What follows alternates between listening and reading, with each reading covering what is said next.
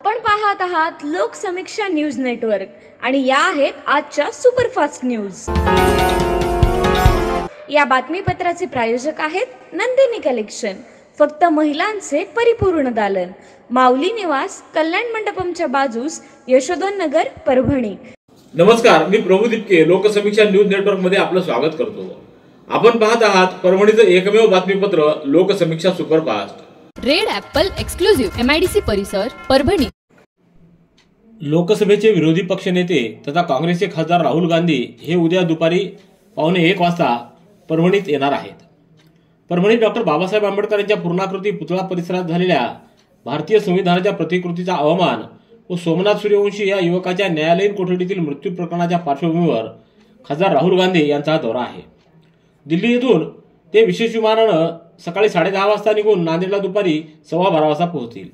तिथून दुपारी 1:15 वाजता कारनं निघून दुपारी 2:15 वाजता परभणीत दाखल होणार आहेत। न्यायालयीन कोठडीत मृत्यू झालेल्या सोमनाथ सूर्यवंशी यांच्या नवा मोंढा भागातील निवासस्थानी जाऊन त्यांच्या कुटुंबियाची ते सांत्वनपर भेट घेणार आहेत।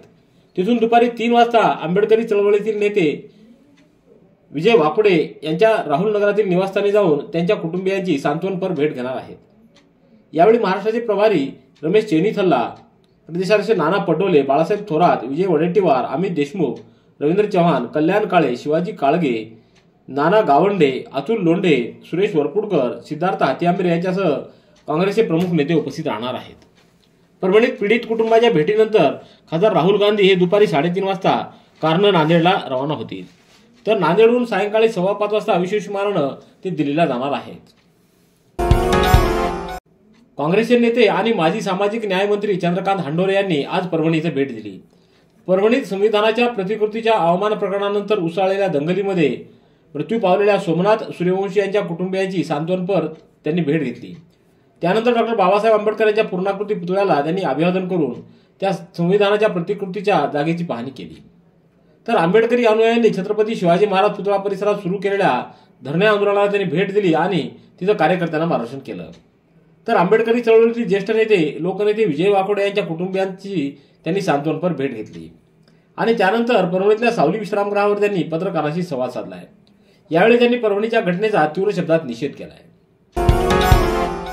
विधानसभा निवडणुकीमध्ये गंगाखेड विधानसभा मतदारसंघातून घवघवीत यश मिळवून दुसऱ्यांदा विजय झाल्याबद्दल आमदार डॉक्टर रत्नाकर गुट्टे यांचा उद्या परभणी शहरातील डॉक्टर बाबासाहेब आंबेडकर चौक इथं जाहीर भव्य नागरी सत्कार करण्यात येणार आहे।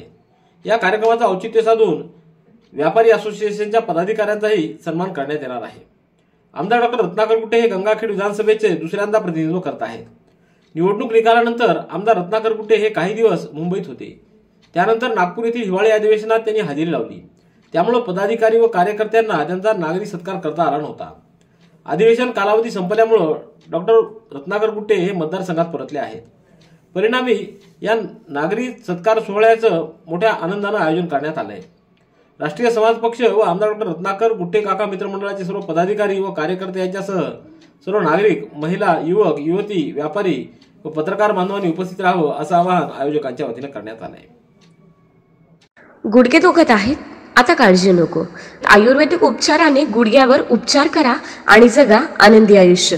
बालाजी आयुर्वेदिक निसर्गोपचार केंद्र, तलाठी कार्यालयाच्या पाठीमागे, वसमत रोड, परभणी। संपर्क डॉक्टर गोविंद कामटे, मोबाईल क्रमांक 9923300914। महाराष्ट्र राज्याचे उद्योग मराठी भाषा मंत्री उदय सामंत हे उद्या 23 डिसेंबर रोजी परभणी जिल्ह्याच्या दौऱ्यावर येत आहेत।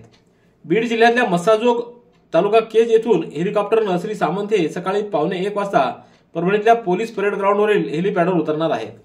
दुपारी 12 वाजता न्यायालयीन कोठडीत मृत्यू झालेल्या सोमनाथ सूर्यवंशी यांच्या कुटुंबियांची नवा मोंढा भागात सांत्वनपर भेट घेणार आहेत व दुपारी 1:15 वाजता ते हेलिकॉप्टरनं मुंबईकडे रवाना होतील। राज्याचे सामाजिक न्याय मंत्री संजय शिरसाट हे उद्या 23 डिसेंबर रोजी परभणी जिल्ह्याच्या दौऱ्यावर येत आहेत। उद्या सकाळी 9 वाजता छत्रपती संभाजीनगर येथून खासगी वाहनानं ते बीड जिल्ह्यातल्या मस्साजोग इथं प्रयाण करतील। 11 वाजता मस्साजोग इथं आगमन आणि मयत संतोष देशमुख यांच्या कुटुंबियांना सांत्वनपर भेट देतील। त्यानंतर मस्साजोग येथून 11:30 वाजता ते परभणीकडे रवाना होतील।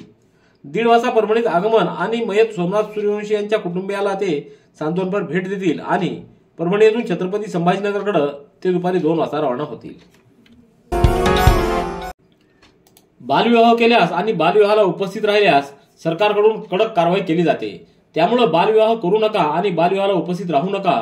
एवढंच नव्हे तर बालविवाहाला कसल्याही प्रकारचा पाठिंबा देऊ नका असं आवाहन परभणीचे महिला व बालविकास अधिकारी कैलास तिडके यांनी ज्ञानोपासक महाविद्यालयाच्या राष्ट्रीय सेवा योजनेच्या शिबिराच्या उद्घाटन प्रसंगी केलंय। जिंतूर येथील ज्ञानोपासक महाविद्यालयाच्या राष्ट्रीय सेवा योजनेचं 7 दिवसीय वार्षिक विशेष शिबिर जिंतूर तालुक्यातल्या येनोळी इथं सुरू आहे। 20 ते 26 डिसेंबर या कालावधीत होत असलेल्या शिबिराचं उद्घाटन 21 डिसेंबर रोजी करण्यात आलं। यावेळी तिडके बोलत होते। कार्यक्रमाच्या अध्यक्षस्थानी अमरगड संस्थानचे मठाधिपती परमपूज्य ज्ञानेश्वर माऊली पवार हे होते।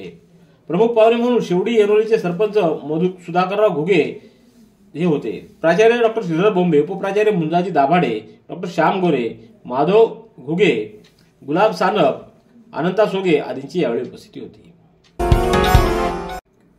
परभणी शहरातल्या कृषीनगर भागात राहणारा अमर शेख हा युवक हरवला असून 21 डिसेंबर रोजी परभणी येथून सकाळपासून तो घरातून निघून गेलाय।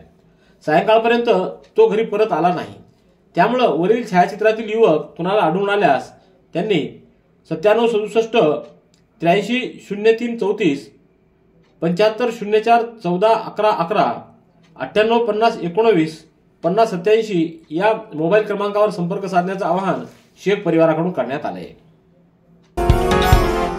आमदार मेघना साकोरे बोर्डीकर यांची राज्य मंत्रिमंडळात निवड झाली असल्यानं त्यानिमित्त माथला प्रीमियर लीग भव्य क्रिकेट स्पर्धा आयोजित करण्यात आली आहे। या क्रिकेट स्पर्धेचं उद्घाटन माजी नगराध्यक्ष मुन्ना गोरे आणि भाजपाचे तालुकाध्यक्ष गोविंद थिटे यांच्या हस्ते करण्यात आलं। या प्रसंगी आयोजक सुनील भोंबे, कैलास खंदारे, सुनील मते, रवी रणबावळे, भास्कर थिटे, रामप्रसाद कंटाळे आदींची उपस्थिती होती। रेड ॲपल एक्सक्लुझिव्ह MIDC परिसर परभणी। याबरोबरचे बातमीपत्र संपलं। पुन्हा भेटूया उद्याच्या सुपरफास्ट बातमीपत्रात। पाहत रहा लोकसमीक्षा। तुम्हाला हे बातमीपत्र कसं वाटलं याबद्दल आपली प्रतिक्रिया नोंदवा। दररोजचे अपडेट्स मिळवण्यासाठी लोकसमीक्षा चॅनलला सबस्क्राईब करा। धन्यवाद।